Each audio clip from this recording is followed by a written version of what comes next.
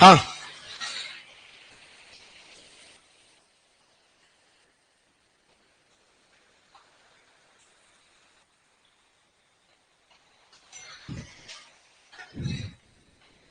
Light बंद है, light बंद है, लाइटें बंद है, ये नहीं चल रहा। इधर बैठ जाओ इस साइड।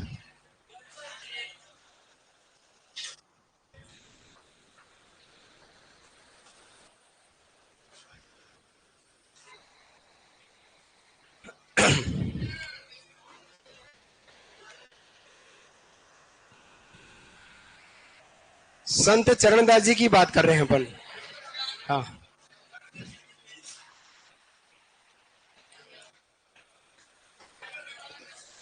हाँ, दे दो ना मेरे को, दोगे तब एक।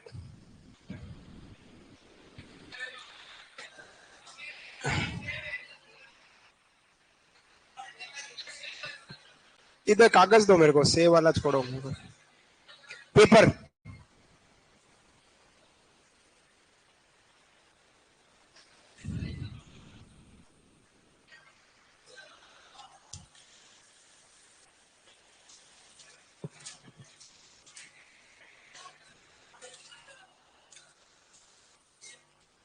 नहीं आए है ना?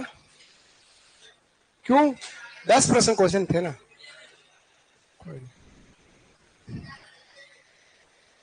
प्रश्न नंबर 61 राजस्थान की कला संस्कृति का प्रश्न है। कौन सा सही सुमिलित नहीं है? गीत में, गिड़ में गोड़ी गीत वर निकासी के दौरान सही है। जच्चा गीत बालक के जन्म पर सही है। जल्ला गीत बच्चे के जन्म के पश्चात कुआं पूजेंगे, इसमें गाया जाता है पीलो गीत। कौन सा है? पीलो गीत है। तो तीसरा ऑप्शन गलत है। ये जल्ला गीत तो हमारे बारात का डेरा देखने जाते समय गाते हैं, है ना। फिर है रसिया गीत होली का अवसर पर सही है। राजस्थान में जोरावा गीत है, एक वीरा गीत है। जैसलमेर क्षेत्र में वीरानी स्त्री गाती है अपने परदेश के पति की प्रतीक्षा में। हाँ, आंसर बता देता हूँ, 2 मिनट रखे, कोई बात नहीं, बता देता हूँ। फिर ये क्या, ये कुछ विद्यार्थी फिर वापस मेरे ऊपर ही टॉक करते हैं कि आंसर नहीं बताए। भीलों का प्रसिद्ध लोकगीत जो स्त्री पुरुषों द्वारा गाया था, हम सीडो। राजस्थान का पावना लोकगीत के अवसर पर नए दामाद के ससुराल आने पर स्त्री द्वारा गीत गाया जाता है जो भोजन कराते समय। दूसरा ऑप्शन। राजस्थान में लोकगीतों को किस भारतीय का लोकगीत जनता की भाषा, जनता का पैरदार महात्मा गांधी ने कहा है। मसूरिया या कोटा डोरिया के संदर्भ में कौन सा कथन सही नहीं है? चौथा ऑप्शन सही नहीं है।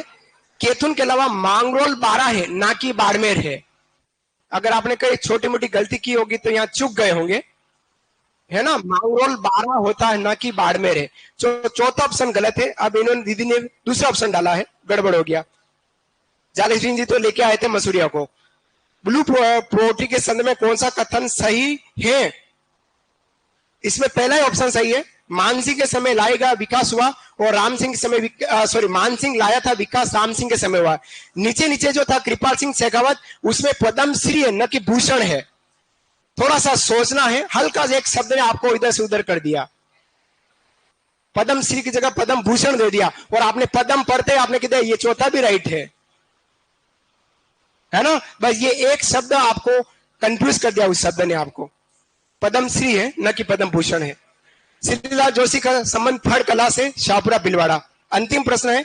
कावड़ का संबंध लकड़ी से, फड़ का संबंध कपड़े से, पाने का संबंध पेपर से, और मारने का संबंध रंग से। जो रंग पर दीवार पर किए जाते हैं वो मारने हैं।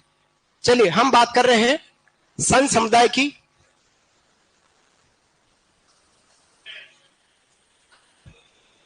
हम बात कर रहे हैं चरणदास जी समुदाय की। छोटी सी जानकारी हमने ली थी, कुछ बाकी है। चरणदास जी, कुछ बातें आपने कहां तक लिखा आपने उसमें? उनकी 2 शिष्या, मतलब चरणदास जी ने 42 नियमों का बल दिया, और 52 शिष्य थे। उसमें से 2 इनकी महिला शिष्या थी, दयाबाई और सौजोबाई। दोनों का जन्म डेहरा गांव अलवर में हुआ। दयाबाई ने दयाबोध और विनय मालिका लिखा, और सौजोबाई ने सहज प्रकाश, 7 वार तिथि और 16 तिथि निर्णय ग्रंथ को लिखा है। चरणदास जी के ग्रंथ लिख रहा हूं, प्रमुख ग्रंथ लिखेगा। प्रमुख ग्रंथ कौन कौन से ग्रंथ चरणदास जी द्वारा लिखे गए हैं?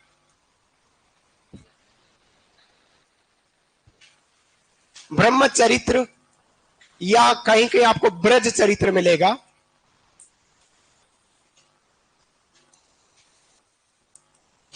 सर्वोदय,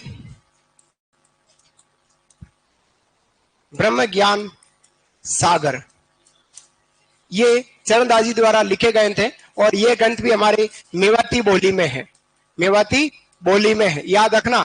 मेवात अलवर क्षेत्र, इनका समाधि स्थल अलवर में, इनका जन्म हुआ है डेरा गांव, समाधि स्थल दिल्ली में और जन्म हुआ है डेरा गांव अलवर में। वो है हमारे चरणदास जी, सगुण और निर्गुण दोनों विचारधाराओं को रखने वाले गुरु है। सगुण प्लस निर्गुण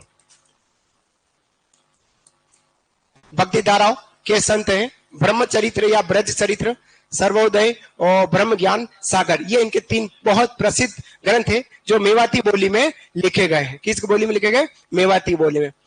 संत चरणदास जी के बारे में ये दो तीन ग्रंथ हैं जो प्रसिद्ध ग्रंथों को में एग्जाम में पूछते हैं। बहुत ग्रंथ लिखे हैं लेकिन तीन ग्रंथों का वर्णन ज्यादातर एग्जाम में होता है। यूं कहते हैं चरणदास जी जब थे, इन्होंने एक नादिर शाह, एक विदेशी व्यक्ति था, नादिर शाह के बारे में कहा था कि आने वाले समय में नादिर शाह जरूर भारत पर आक्रमण करेगा। ये भविष्यवाणी की थी। उसके बाद भविष्यवाणी सिद्ध हुई और नादिर शाह ने 1739 ईस्वी में भारत पर आक्रमण किया, ऐसा कहा जाता है। तो प्रश्न दो समझना, यही बता रहा हूं, सुनना, लिखने से पहले समझना। चरणदास जी और लालदास जी दोनों के बारे में भविष्यवाणी की बात कर रहा हूं, सुनना, तुलना करके एकदम जल्दी समझ में आ जाएगा। चरणदास जी ने कहा था कि आने वाले समय में कभी भी नादिर शाह जो विदेशी व्यक्ति वो भारत पर आक्रमण करेगा, उनकी भविष्यवाणी सिद्ध हुई और नादिर शाह ने 1739 में भारत पर आक्रमण किया। उसी प्रकार से लालदास जी की बात करूं, किसकी? लालदास जी, जिनकी पीठ है नगला जांच गांव भरतपुर में।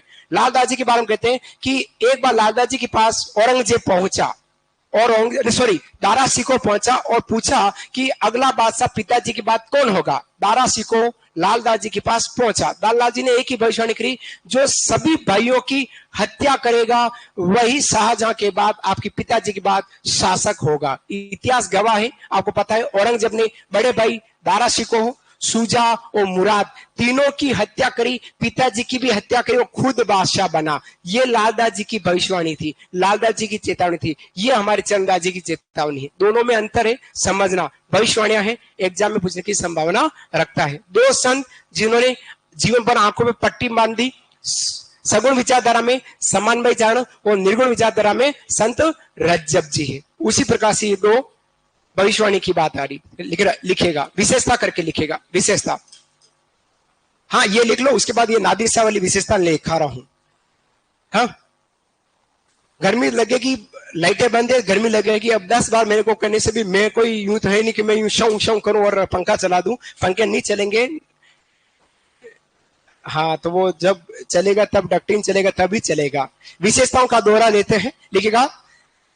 संत चरणदास जी ने शुरुआत कर रहे हैं हम अपन भी यहां से। संत चरणदास जी ने नादिर शाह के द्वारा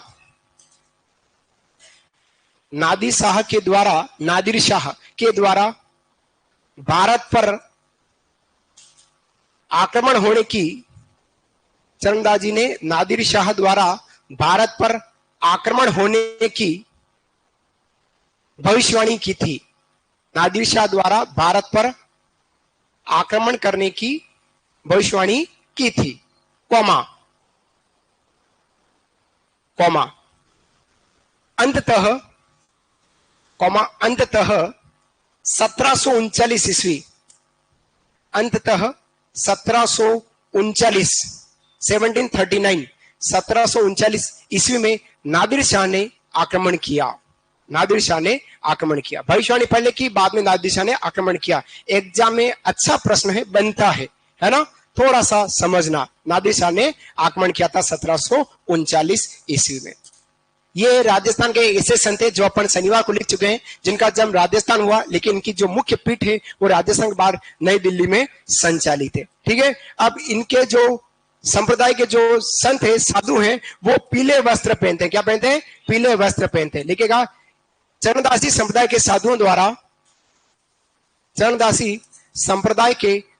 द्वारा पीले वस्त्र पहने जाते हैं। चरणदासी संप्रदाय के साधुओं द्वारा पीले वस्त्र पहने जाते हैं। पीले वस्त्र पहने जाते हैं। पीले वस्त्र पहने, चरणदास जी संप्रदाय के साधुओं द्वारा पीले वस्त्र पहने जाते हैं। पीले वस्त्र पहने जाते हैं।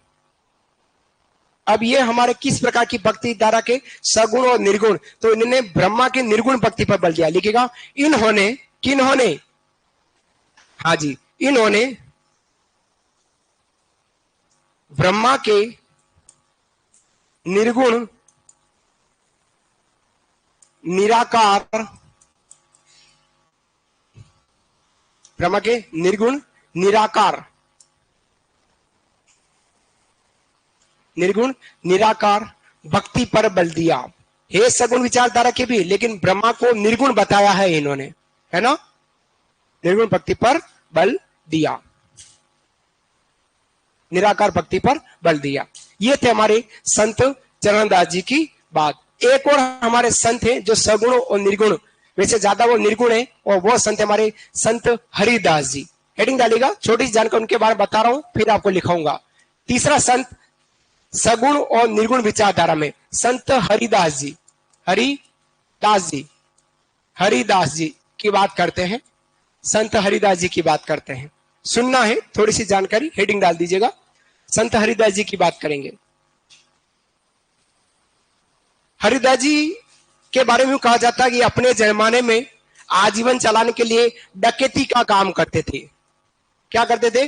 डकैती किया करते थे। अपना आजीवन चलाने के लिए डकैती का काम करते थे। लेकिन किसी महात्मा ने इनको, हरि सिंह सांकला नाम का एक व्यक्ति था जो बाद में हरिदास जी बने हैं। हरि सिंह सांकला नाम के एक व्यक्ति को एक महात्मा ने कहा कि जो डकैती करता है और जो माल अपने अंदर लेता है और फिर बाद में कोई दूसरा कोई उपयोग कर ले, उसको पाप नहीं लगता। जो डकैती करता है उसी को पाप लगता है। ये बात जैसे ही हरिदास जी ने सुनी, उससे पहले उनका नाम था हरि सिंह सांकला। क्या नाम था? हरि सिंह सांकला था। यह रखना, प्रश्न आपको इंपोर्टेंट यूं भी पूछा, इनका वास्तविक नाम क्या था? हरि सिंह सांकला, जो डकैती किया करते थे। इन्होंने साधु महात्मा की ये बात सुनकर इन्होंने डकैती प्रोग्राम को कैंसिल कर दिया और बाद में खुद साधु बने। और कहा? तो एक स्थान है हमारा तीखी डूंगरी। कहां पर है ये? हमारे कापडोद, कापडोद जो स्थान है डीडवाना और कुचामन जिले में, वहां पर एक टिकिट डूंगरी जो स्थान है,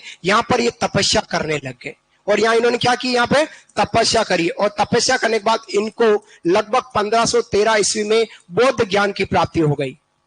1513 ईस्वी में बौद्ध प्राप्त हो गया, बौद्ध ज्ञान की प्राप्ति हो गई। उसके बाद ये हरि सिंह जो सांकला हरिदास जी बने। ये वर्तमान में हम कह सकते हैं, वर्तमान में या आधुनिक, आधुनिक, ओहो, हाँ कोई बात नहीं,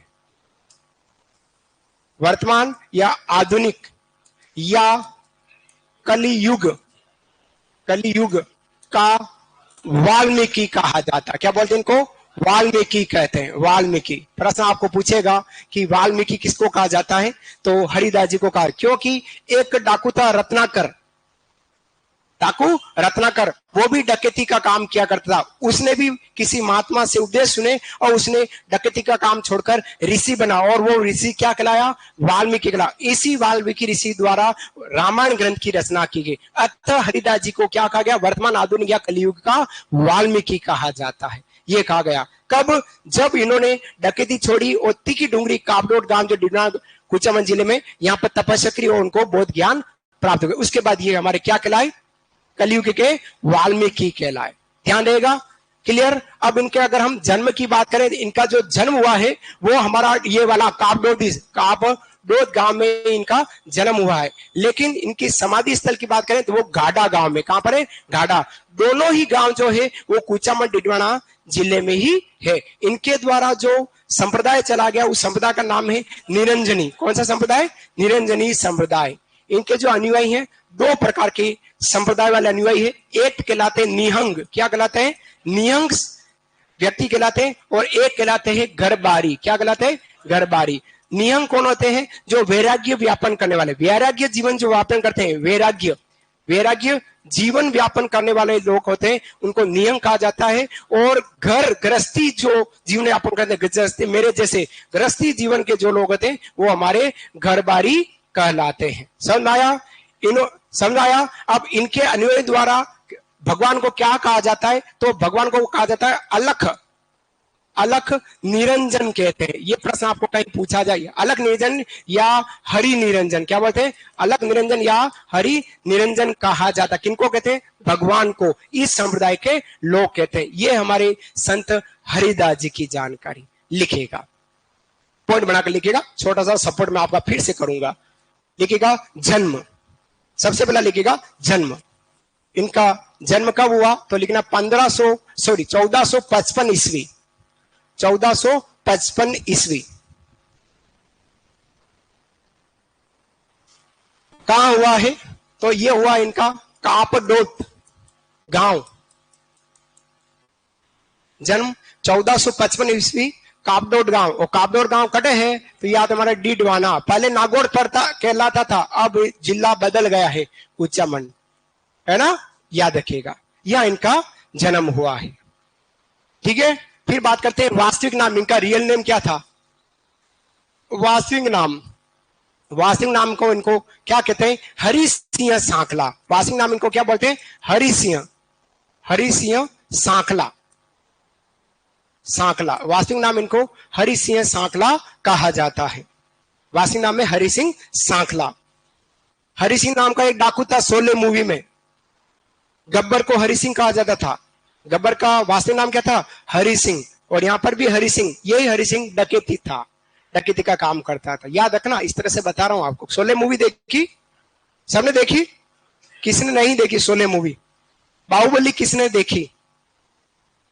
किसने बाहुबली 2 नहीं देखी? 1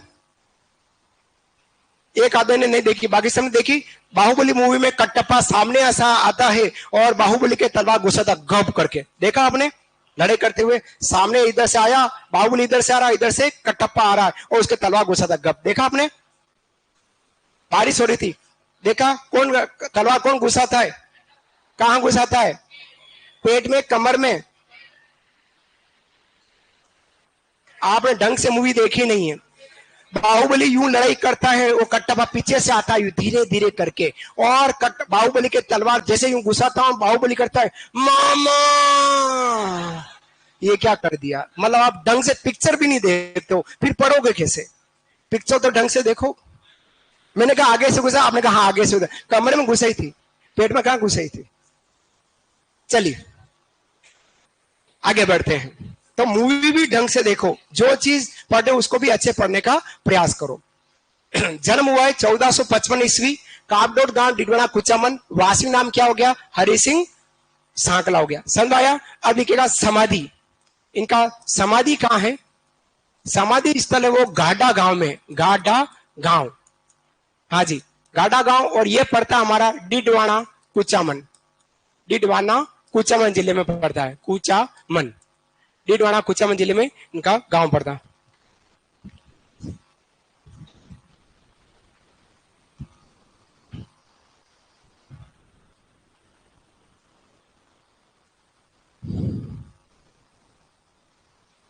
लिखा बेटा यहां तक? बात करते हैं इनका उपनाम की। लिखेगा उपनाम। इनका उपनाम, इनको उपनाम बोलते हैं कलियुग, कलियुग का वाल्मीकि, कलियुग का वाल्मीकि। याद रखना, शब्दों का बहुत बड़ा फेर है, और वाल्मीकि में जो मी है वो हमेशा बड़ा रहेगा और की हमेशा छोटी रहेगी। याद रखना, है ना? शब्द शुद्धि में कभी एग्जाम में पूछ लेगा आपको, हिंदी के 15 प्रश्न आ रहे उसमें। वाल्मीकि, कलियुग का वाल्मीकि कहला रहा। कौन कहला रहा है? हरि सिंह सांकला, जिसको अपन बोलते हैं हरिदास जी कह रहे। क्लियर हुआ? अब इनके कुछ ग्रंथों की बात लिखेगा, रचित ग्रंथ, इनके द्वारा रचित ग्रंथ है उनकी बात करते हैं। इनके रचित ग्रंथ क्या है? मंत्र राज प्रकाश, मंत्र राज प्रकाश। इनके रचित ग्रंथ कौन से? मंत्र राज प्रकाश, कौमा साखी, कौमा भक्ति विरदावली, विरदावली, भक्ति विरदावली, कौमा हरि पुरुष की वाणी, हरि पुरुष की वाणी, हरि पुरुष की वाणी। काफी सारे ग्रंथ हम संतों के यहाँ कर रहे हैं, ऑटोमेटिक आ रहे हैं। साहित्य वाला जो पार्ट है वो कुछ हिस्सा यहाँ कवर हो रहा है आपके साहित्यकारों के, है ना। और श्री हरिपुरुष श्री हरि पुरुष भर्तृहरि वार्ता, ये इनके रचित ग्रंथ है, लिख लीजिएगा।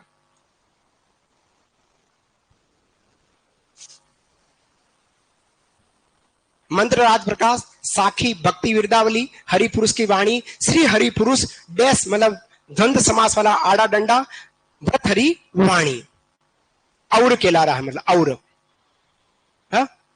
हाँ पदक चिन्ह के उसमें।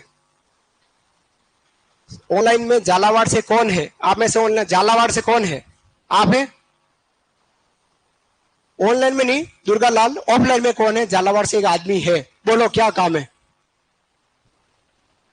बुक मंगानी उसके, ले जाएगा बेटा? वो तो फिर बताता हूं, ले जाएगा, ठीक है। चलिए, ये है इनके प्रमुख रचित ग्रंथों की बात करें। किस बात है? रचित ग्रंथों की बात करें। बात करूं आगे? हाँ बेटा, कौन बोले? दीदियों में कोई आवाज आई? लिखा? सागर लिखा?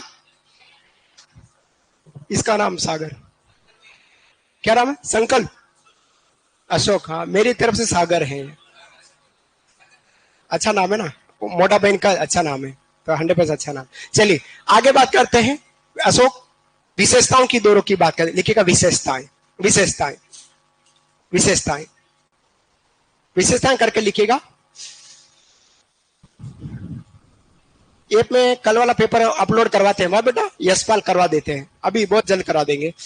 विशेषता लिखिएगा। ये अपना जीवन चलाने हेतु, ये अपना विशेषता करके लिखिएगा, ये अपना जीवन चलाने हेतु डकैती कार्य करते थे।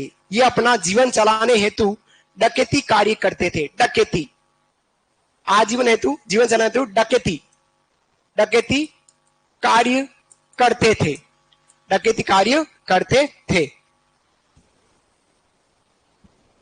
कॉमा, किसी महात्मा के उपदेश सुनकर, किसी महात्मा के उपदेश सुनकर, किसी महात्मा के उपदेश सुनकर, किसी महात्मा के उपदेश सुनकर डकैती छोड़ संत बने। उपदेश सुनकर डकैती छोड़ संत बने, डकैती छोड़ संत बने, डकैती छोड़ संत बने, ठीक है, संत बन गए। फिर अगली लाइन लिखेगा, अगला पॉइंट लिखेगा, डकैती छोड़ क्या बन गए? संत बने। एक पॉइंट तो आपका ये हो गया। सेकंड लिखेगा, इन्होंने, इन्होंने, इन्होंने, कौन है ऐसा? अच्छा बोला वो टोपी वाले भैया, हरी हरी टोपी वाले, हाँ हाँ हाँ, अच्छा। आज बेटा बाल ऐसे क्यों, क्या हो गया? ये कट्टापा क्यों बना है? क्या हुआ? हा? ऐसे करा है? घर नहीं जाना है? कब जाना है?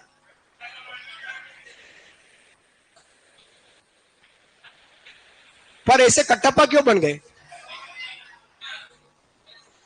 वाह वाह, चलिए लिखेगा। तो क्या बोला मैं? इन्होंने कापडोत के निकट, इन्होंने कापडोत के निकट, इन्होंने कापडोत के निकट तीखी डूंगरी, इन्होंने कापडोत के निकट तीखी डूंगरी स्थान पर तपस्या की, स्थान पर तपस्या की। कापडोट के निकट तीखी डूंगरी स्थान पर तपस्या की, कोमा, कोमा 1513 ईस्वी में बौद्ध ज्ञान प्राप्त हुआ। 1513 ईस्वी में बौद्ध ज्ञान प्राप्त हुआ। बौद्ध ज्ञान प्राप्त हुआ।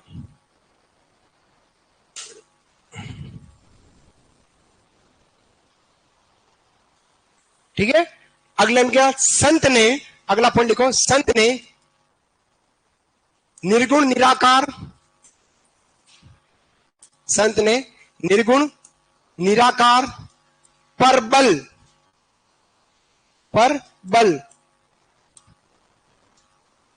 और कुरीतियों का विरोध किया। संत ने निर्गुण निराकार पर बल कौमा कुरीतियों का विरोध किया। आने वाली है, सुबह बात हुई थी मेरी, हाँ सुबह कह रही थी कि दिन तक आ जाऊंगी, आप इंतजार करना। मैंने कहा ठीक है, इंतजार करूंगा आपका, बहुत जल्द आने वाली है। कौन? बरसात। हाँ,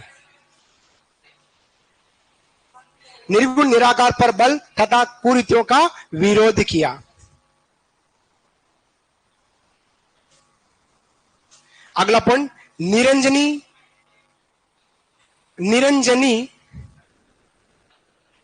है बेटा? हाँ रूपा जी, रूपा दे नहीं, जीजी माँ है, वो मम्मी है, रूपा दे बरसात की मम्मी। हाँ, तो उससे बात हुई थी। मैंने कहा अब तो चली जाओ मम्मी, तो मम्मी ने कहा नहीं, मेरे सारे लाडलों को बहुत तपरा है, तपरा, इस कारण से बरसात आएगी, आज और आएगी। निरंजनी लिखो, निरंजनी। ओहो, हाँ जी हाँ, प्रॉब्लम स्पीड से होने से होता है। कौन बोला धीरे धीरे? सही बोला चोनू, सही बोला तू।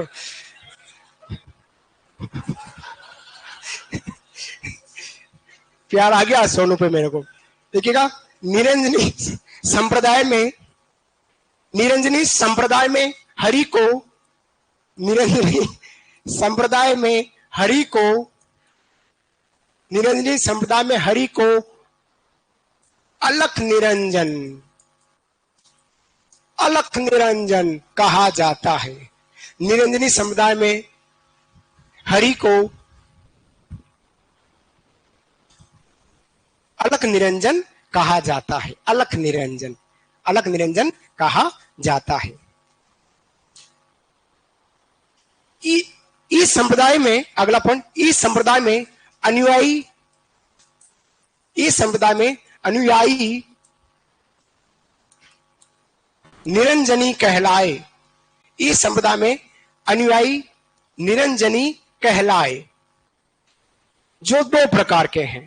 इस संप्रदाय, कौन सा संप्रदाय है? निरंजनी संप्रदाय में जो अनुयायी होते हैं वो क्या कहलाते हैं? निरंजनी कहलाए, जो दो प्रकार के हैं। इस संप्रदाय में अनुयायी निरंजनी कहलाए, जो दो प्रकार के हैं। नंबर 1 निहंग कौन होते हैं? वैराग्य जीवन व्यापन करने वाले, जो घर परिवार छोड़ देते हैं, वैराग्य जीवन का साधु संत बन जाते हैं, वो निहंग कहलाते हैं। ठीक है, और सेकंड कहलाए गरबारी। सेकंड क्या कहलाए? गरबारी। गृहस्थी जीवन व्यापन करने वाले, जिसकी दौड़ में आप लोग हैं अभी। भगवान आपकी भी सुनेगा, लेकिन थोड़ा टाइम है।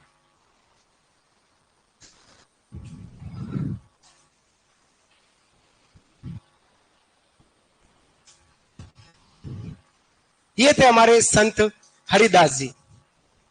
सगुण और निर्गुण संप्रदाय का पाठ यही समाप्त हुआ।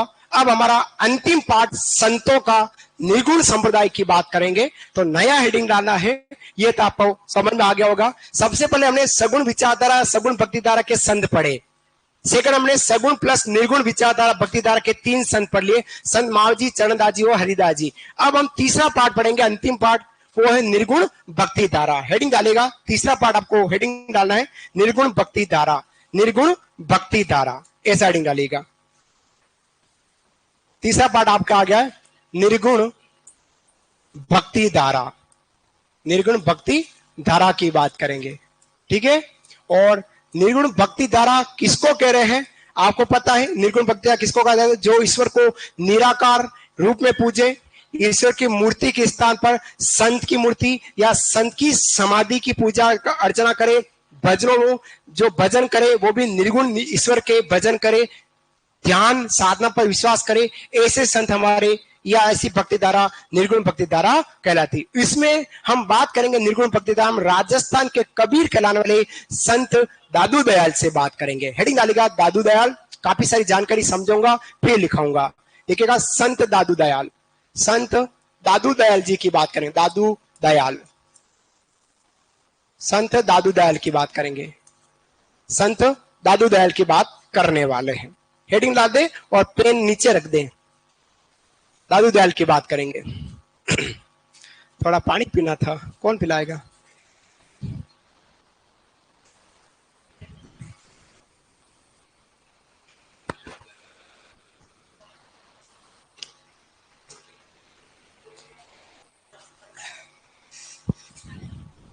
अरे रुको सही, आप इसके हाथ लगाओ, इसका हाथ लगाओ, अरे आप उसके कंधे पे हाथ लगाओ और आप बोतल लो, हाथ हाथ लगाए रखो और बोतल लो, आप लो लो। मां सरस्वती आपको खूब आशीर्वाद देवे। चलिए संत दादू दयाल की बात करते हैं। दादू दयाल जी की बात करते हैं।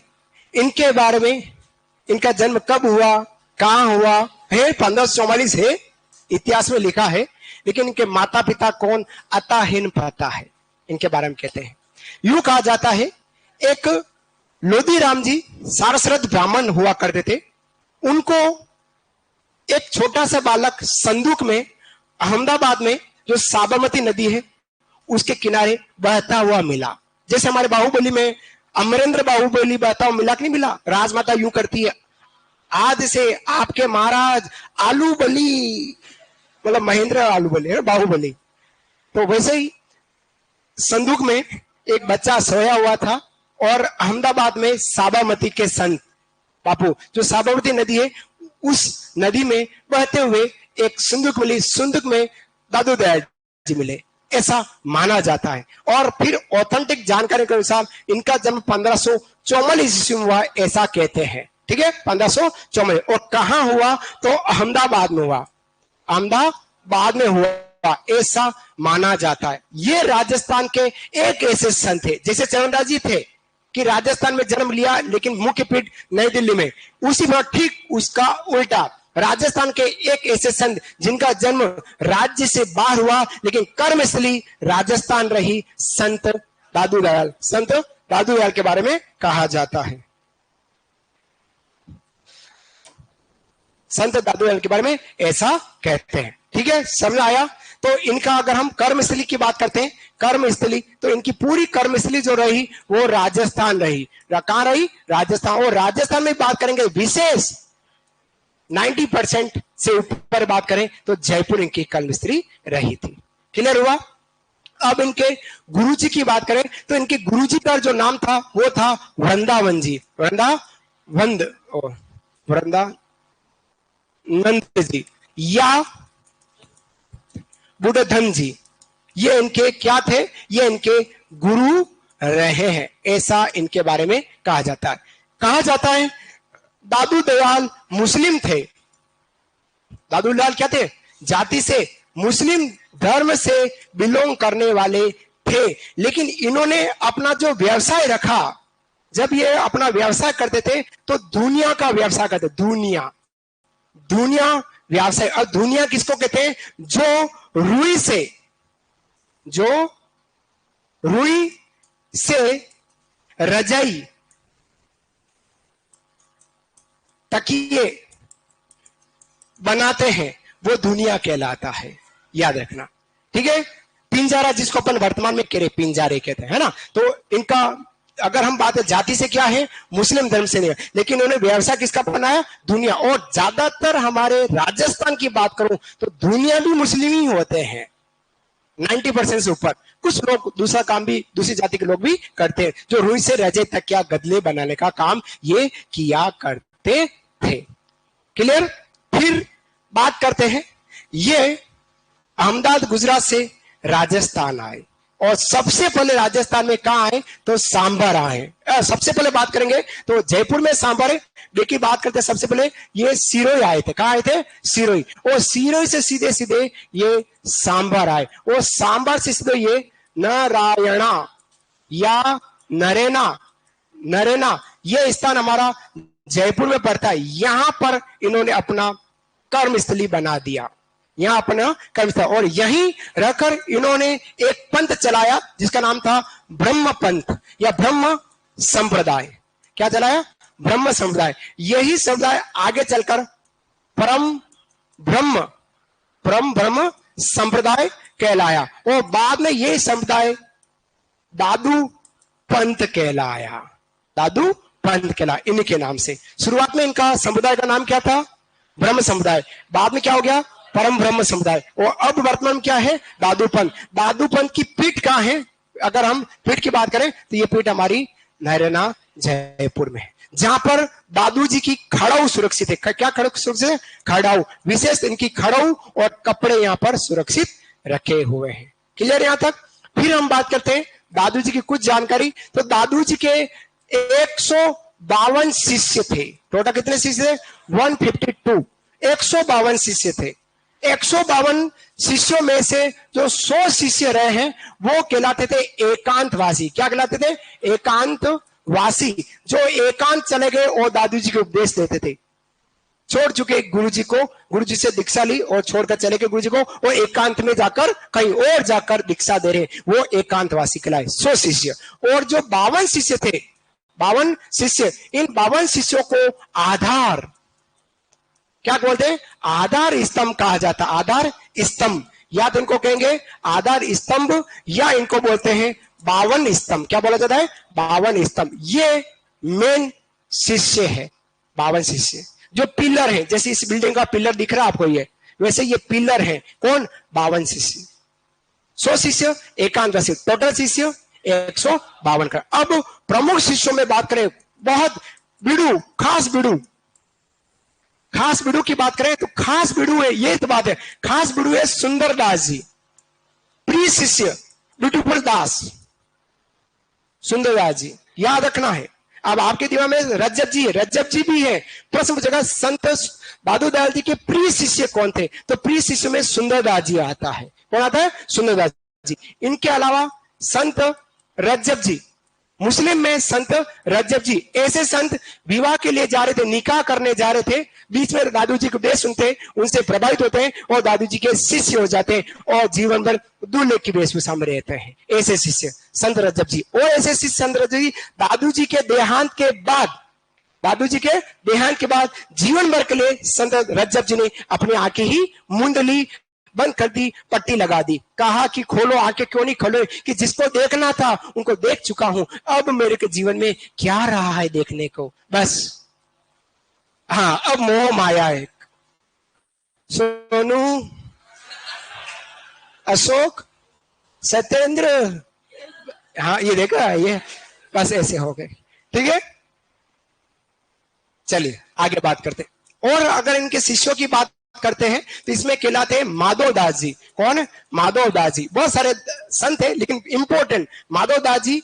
फिर आते हैं बालिंद जी, बालिंद जी आएंगे, बखना जी, हाँ एक मिनट रुके ना बेटा, जगन्नाथ जी, जगन्नाथ जी, जगमोहन जी,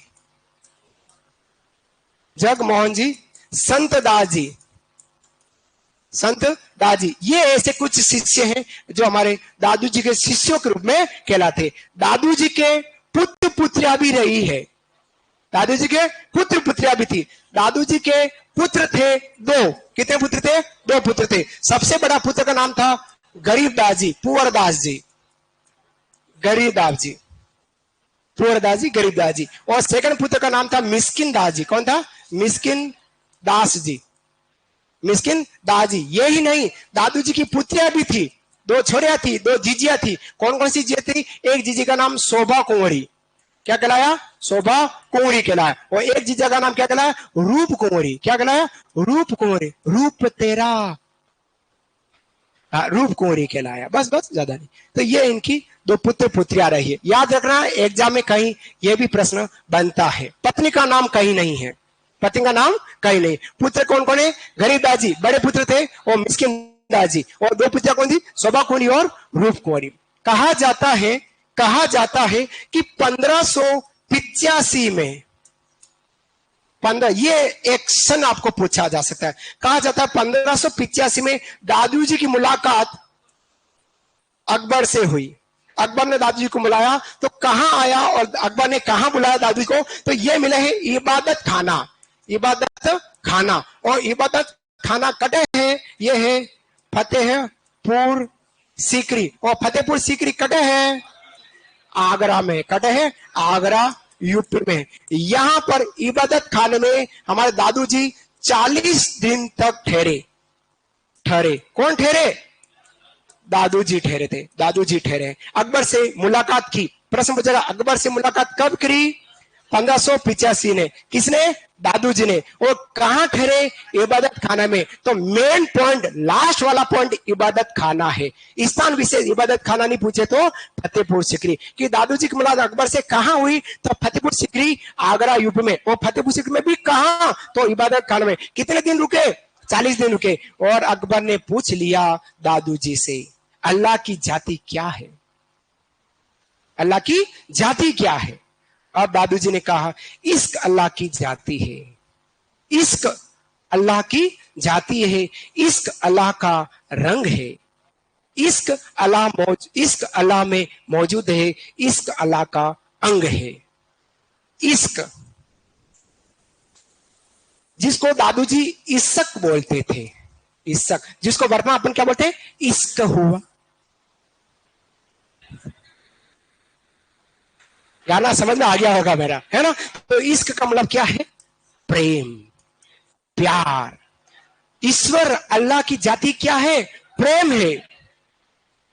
प्रेम में ही ईश्वर मौजूद है, जाति भी प्रेम है, सब कुछ है जो वो इश्क है, प्रेम है। प्रेम के अलावा अल्लाह की कोई जाति नहीं है। ये बात किसने पूछी? अकबर ने पूछी। किससे पूछी? दादू जी से पूछी। अब ये प्रश्न आपको ये क्वेश्चन दे दे कि इश्क अल्लाह की जाति है, इश्क अल्लाह का रंग है, इश्क अल्लाह में मौजूद है, और इश्क अल्लाह का अंग है। Dash dash dash dash. यह कोटेशन किसने, किसको, कब, कहां कही? है ना? तो याद रखना। हाँ, नहीं आगे अब रिकॉर्डिंग देख लीजिएगा, है ना? तो इश्क का मतलब क्या है? प्रेम। हिंदी में गाना है, इश्क हुआ कैसे हुआ। क्लियर? चलिए आगे बढ़ता हूं। नहीं, पुरानी गाना है। नेक्स्ट आगे बढ़ रहा हूं। ये तो थे हमारे दादू जी की छोटी सी जानकारी जो हमने बात करी। अब हम दादू जी की कुछ दादू पंथ की बात करते हैं। दादू पंथ की बहुत सारी बातें हैं, उसमें से बड़ी बात, पंथ तो कहां है? नारायणा जयपुर में हो गया। लेकिन दादू पंथ की शाखा बहुत इंपॉर्टेंट, एग्जाम में प्रश्न इससे बनता है। दादू जी की पंथ की कुल कितनी शाखा है? 5 शाखा। कितनी शाखा बेटा लोगों? 5 शाखा। पहली शाखा जो कहलाती, वो कहलाती खालसा। क्या कहलाती? खालसा। खालसा के अगर प्रवर्तक है तो संत, हाँ जी, गरीब दास जी लगाओ बेटा, गरीबदास नहीं कह रहे, गरीबदास जी। गरीबदास जी खालसा पंथ के शाखा के प्रवर्तक है, और इन्होंने आचार्य परंपरा को अपनाया। कौन सी? आचार्य परंपरा। ये ऐसा आचार्य परंपरा का मतलब होगा नारायणा पीठ को अपनाने वाले गरीबदास जी थे। ठीक है। सेकंड बात करते हैं तो वो है नागा। नागा। अब हमारे राजस्थान में रूटीन में बात करता हूं, कोई बदमाश आदमी है, गुंडा मवाली है, उसको आप लोग क्या बोलते हैं? यो नागो आदमी है। कहते नहीं, आपके जयपुर में नहीं बोलते, हमारे उदयपुर में बोलते हैं, है ना? आपके हो सकता कोटा में नहीं बोले, लेकिन बोलते जरूर है नागो आदमी। नागो आदमी मतलब गुंडा आदमी। समझना, मेरी बात को समझने का प्रयास करना। नंगे आदमी का मतलब विदाउट ड्रेस वाले नहीं, बदमाश को कह रहे हैं नंगे। और नंगे जो होते हैं गुंडे, वो अपने साथ छुरा हथियार कुछ भी रखते हैं। उसी प्रकार से नागा पंथ को चलाने वाले थे वो संत सुंदरदास जी थे। कौन से? सुंदरदास जी। और ये इस पंथ के जो साधु होते हैं वो अपने साथ हथियार रखते हैं, हथियार रखते हैं, ऐसा कहा जाता है। यही नहीं, इस शाखा के साधुओं ने जोधपुर के महाराजा मानसिंह और जयपुर के महाराजा सवाई जय सिंह की सहायता करी है। याद रखना, अच्छा प्रश्न बनेगा कि जोधपुर का शासक मानसिंह और जयपुर का शासक सवाई जय सिंह, सवाई जय सिंह की सहायता किसने करी? नागा साधु ने करी। किसने? नागा साधु। नागा साधु कौन से? दादू पंथ का नागा साधु। वो नहीं कि कुंभ के मेले वाले नागा साधु, वो नहीं, ये नागा शाखा हो गया। क्लियर हुआ? तीसरा कहलाता हमारा उत्तरादे और या स्थानवासी। क्या कहलाते? उत्तरादे या स्थानवासी। इसके प्रवर्तक कहलाते संत बनवारी दास जी। और ये क्या थे? उत्तर भारत चले गए। कहां चले गए? उत्तर भारत। पूरे राजस्थान को छोड़ा, राजपूताना क्षेत्र को छोड़कर उत्तरादे पंथ के साधु, शाखा के साधु कहां चले गए? उत्तर भारत चले गए और वहां लोगों को दादू जी के उपदेश सुनाते हैं। उत्तरादे या स्थानवासी कहलाया। बात समझ आई आपको?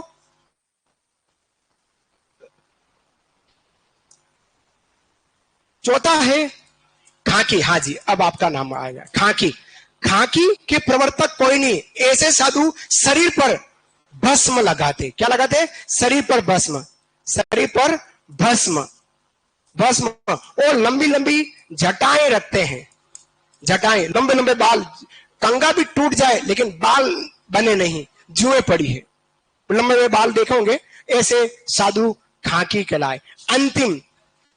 अंतिम कहलाते हैं विरक्त। विरक्त जो गर्भवतियों को उपदेश देते हैं, कुछ नहीं रखा इस मोह माया में, ऐसे कहने वाले विरक्त साधु।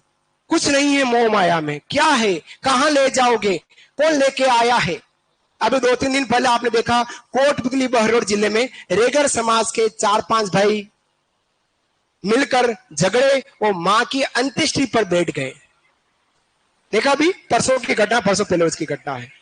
यह है घोर कलयुग कि मां की पांव के जो चांदे की कड़े जो थे उस भाई को नहीं मिले, तो उस भाई ने कहा मैं तो जला नहीं दूं, और वो अंत्येष्टि वो खुद सो गया।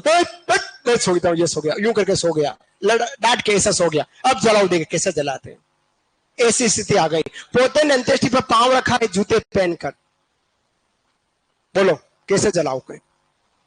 ये वीडियो आया है, वास्तविकता है। अगर सब कुछ पैसा ही है तो पैसे से सब कुछ खरीदा जा सकता था, लेकिन उस भाई की गलती मैं नहीं मान रहा हूं जो अंत्येष्टि पे सोया है।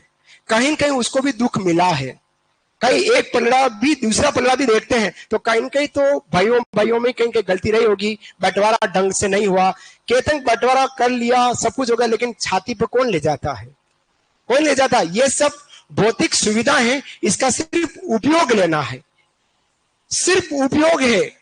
जो ये अच्छी बिल्डिंग बना दी, लेकिन जैसे ही आप इसको बिल्डिंग को फिर से जैसी भी तोड़ो, सिर्फ मिट्टी निकलेगी, सिर्फ मिट्टी, और उड़ेगी वो मिट्टी, है ना। नश्वर शरीर है, मैं आपको नहीं कह रहा हूं, मैं तो आपको समझा रहा हूं और आपके माध्यम से लोगों को कह रहा हूं कि ऐसा ना करें। कितनी घोर विडंबना है उस मां के साथ कि अंत्येष्टि के साथ उसके साथ कितना बड़ा गड़बड़ हुआ है, और बेटों ने किया है ना। ऐसा नहीं होना चाहिए। बहुत गड़बड़ लगा, एक रात तो नींद नहीं आई मैंने उसको देखकर, अजीब लगा मेरे को। क्या इस तरह की चीजें कम पसंद आती है ना। बहुत सात्विक प्रवृत्ति कर रहा हूं तो अच्छा नहीं लगता है। तो विरक्त जो होते हैं वो गृहस्थी को उपदेश देते हैं। क्या देते हैं? गृहस्थियों को उपदेश देते हैं। ये हमारे दादू पंथ की 5 शाखाएं। अब एक और पॉइंट लास्ट हो, उसके बाद लिखूंगा। दादू पंथ के 5 तीर्थ हैं। ये एग्जाम में आपके एग्जाम पूछा, दादू पंथ के 5 तीर्थ। 5 तीर्थ कौन कौन से? 5 तीर्थ। तो दादू पंथ के 5 तीर्थ में एक तीर्थ कहलाता है कल्याणपुर। क्या कहलाता है? कल्याणपुर। यह दादू पंथ का एक तीर्थ कहलाता है। एक तीर्थ कहलाता है सांबर। क्या कहला रहा है? सांबर। एक तीर्थ कहलाता है आमेर। क्या कहला रहा है? आमेर। एक कहलाता है नारायणा। क्या कहला रहा है साथियों? नारायणा। और एक कहलाता है भेराणा। भेराणा पहाड़ी पर दादू जी का शव रखा गया था। शव रखा गया जहां पर दादू खोल नाम से जाना जाता है। वहां दादू पंथ के साधु के मरने के बाद न शव को जलाते हैं, न शव का भूमि समाधि करते हैं, न गाड़ते हैं, न दफनाते, बल्कि पशु पक्षियों के खाने हेतु जंगल में छोड़ देते हैं। उसी प्रकार दादू जी का भी जो शव था वो भैराना पहाड़ी पर जंगल में रख दिया गया। वो जानवर पशु पक्षी ने नोच नोच कर खाकर खत्म कर दिया। कहते हैं कि शव भी काम आवे। अतः आज भी दादू पंथ में शव जो है आज भी न जलाते न दफनाते। इस पंथ के साधु अविवाहित होते हैं, इस पंथ के साधु अविवाहित होते हैं और अपना पंथ चलाने के लिए आप जैसे और मुझ जैसे बच्चे को गोद ले लेते हैं और दादू पंथ के शिष्य बन जाते हैं। ऐसा हमारे दादू पंथ में कहा जाता है। ठीक है, चलिए अब छोटी सी बात लिख लीजिएगा। ऑनलाइन विद्यार्थी आप भी लिखने का प्रयास कीजिएगा मेरे साथ। लिखिएगा जन्म, सबसे पहला लिखिएगा दादू जी का जन्म। अगर आज बच गया ठीक, नहीं तो कल और आपको लिखाऊंगा, है ना। लिखिएगा संत दादू जी का जन्म।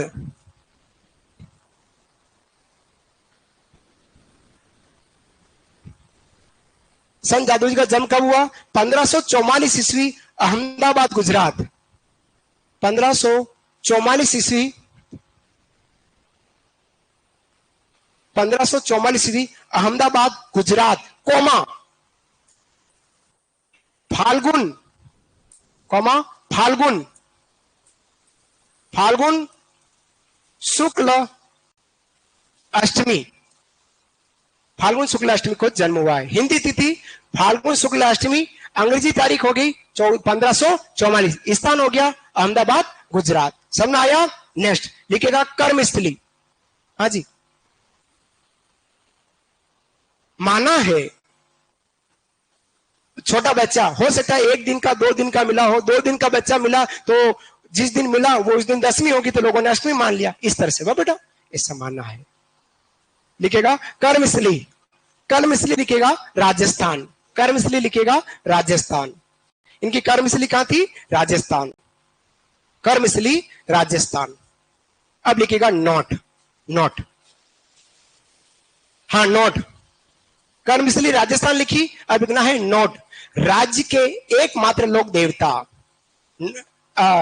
लोक संत, राज्य के एकमात्र लोक संत, राज्य के एकमात्र लोक संत जिनका जन्म, जिनका जन्म राज्य से बाहर, जिनका जन्म जिनका जन्म राज्य के बाहर कर्मस्थली राज्य रही। एकमात्र लोक संत जिनका जन्म राज्य के बाहर कर्मस्थली राज्य रही या राजस्थान रही, कर्मस्थली राजस्थान रही। जन्म राज्य के बाहर तथा कर्मस्थली राजस्थान रही।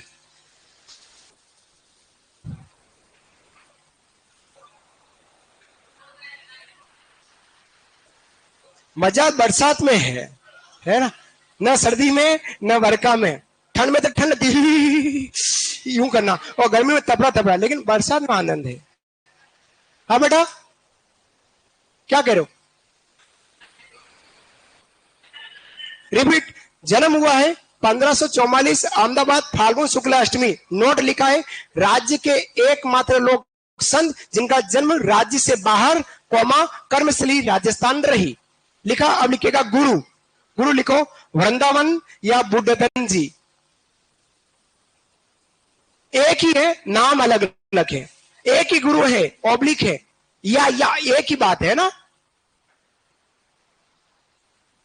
वृंदानंद जी या बुद्धधन जी, ये कबीर जी के शिष्य थे। लिखना कबीर जी के शिष्य, कबीरदास जी के शिष्य, कबीरदास जी के शिष्य थे ये बुद्धधन जी, कबीरदास जी के शिष्य रहे। ये प्रश्न 2016 राजस्थान कर्मचारी चयन बोर्ड ने ग्राम विकास अधिकारी एग्जाम में पूछ लिया इस प्रश्न को कि दादू जी के शिष्य कौन थे। 2016-17 वाला जो एग्जाम हुआ था, वीडियो एग्जाम है, उसमें पूछा इस प्रश्न को।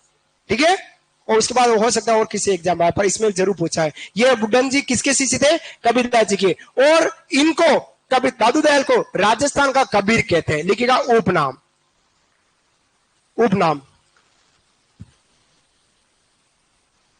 उपनाम में लिखेगा राजस्थान का कबीर, राजस्थान का कबीर। राजस्थान का कबीर। अब कबीरदास जी के बारे में दादू जी ने कहा, क्या कहा? साचा नाम कबीर का मीठा लागे मोही।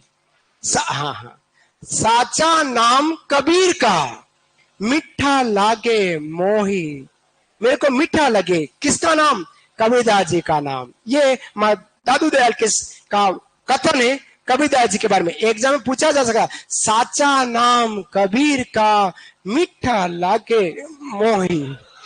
ठीक है, कबीरदास जी के लिए किसने कहा? दादू जी ने कहा।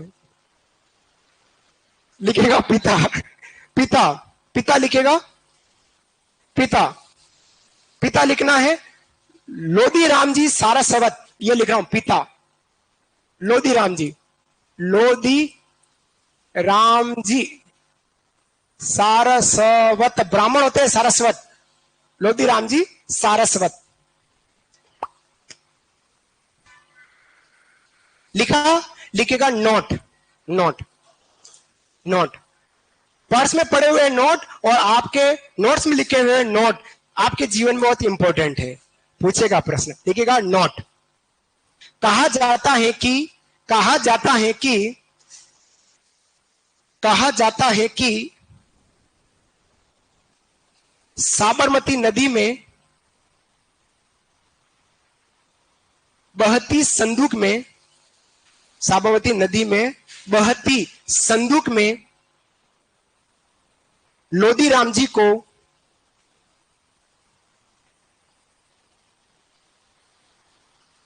बहती संदूक में लोधी राम जी को एक बालक मिला, एक बालक मिला, एक बालक मिला, कौमा, जो दादू जी थे, जो दादू जी थे। कहा जाता है ना कि कहा जाता है। हाँ के ऊपर अगर आपने चंद्रमा लगा दिया तो हिम्मत में बड़ा कहां जाता है, ये है। अगर चंद्रमा लगाया है तो, वो चंद्रमा नहीं लगाया है तो कहा है कि कहा जाता है कि अहमदाबाद की जो साबरमती नदी में एक बहती संदूक में कौन मिले? एक बालक मिला। किसको? लोधी राम जी को। जो बालक कौन था? दादू जी थे। वाह बेटा, आगे बढ़े। तो उपनाम इनका क्या हो गया? राजस्थान का कबीर। आओ आगे बात करते हैं। ये तो हो गया। लिखिएगा व्यवसाय, दादू जी का व्यवसाय, दादू जी का व्यवसाय। व्यवसाय क्या था? दुनिया, दुनिया, बोर्ड पे लिखा है नीचे, नीचे। व्यवसाय क्या है? दुनिया, दुनिया रे दुनिया।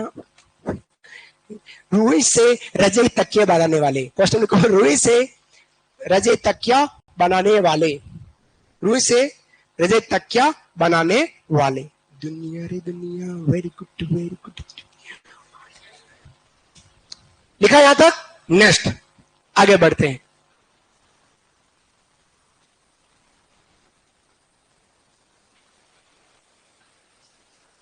अब इनके पुत्र की बात करें। लिखिएगा दादू जी के पुत्र। पहले फैमिली बैकग्राउंड पूरा कर लेते हैं। लिखिएगा दादू जी के पुत्र, दादू जी के पुत्र गरीबदास जी और मिस्किन दास जी। दादू जी के पुत्र गरीबदास जी और मिस्किन दास जी, गरीबदास जी और मिस्किन दास जी, गरीबदास जी और मिस्किन दास जी, दादू जी के पुत्र। और पुत्रिया कौन है? शोभा कुंवरी और रूप कुंवरी। हाँ जी, शोभा कुंवरी और रूप कुंवरी। रूप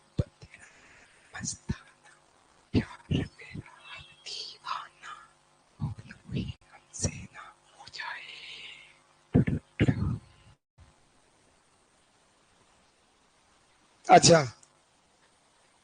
लिखा अशोक, पुत्र दो और पुत्रिया दो। वो पीली टोपी वाले भैया का नाम क्या है आपका? महेंद्र।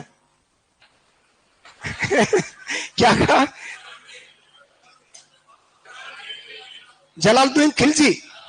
अरे वो तो वैसे हार गया था, रन तो मौजूद। फिर क्या मतलब निकला? नहीं नहीं, वो सीधा बताओ, नाम क्या है? प्रवीण, प्रखर, भार्गव। तो आजकल सोनू का साथ क्यों छोड़ा आपने? मेन की बात, पॉइंट की बात है भाई। हाँ हाँ, नहीं, कहीं कहीं सोनू का साथ आपने छोड़ दिया, लेकिन अशोक ने साथ पकड़े रखा है अभी भी। अशोक कहीं जाने वाला नहीं। बाकी बातें साथियों कल वाली क्लास में करें, तब तक के लिए राधे राधे, शाम मिला दे। धन्यवाद। फ्री हैं आप लोग मेरे से? ये सारी बातें अपन कल लिखेंगे, ठीक है?